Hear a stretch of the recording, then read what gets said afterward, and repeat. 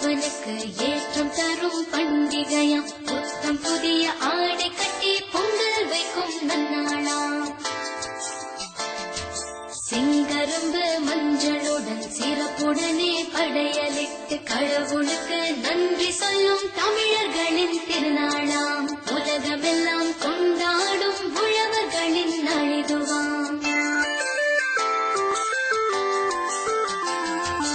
ஏற்பிடிக்கும் உழவனுக்கு ஏற்றம் தரும் பண்டிகையாம். புத்தம் புதிய ஆடை கட்டி பொங்கல் வைக்கும் நன்னாளாம்.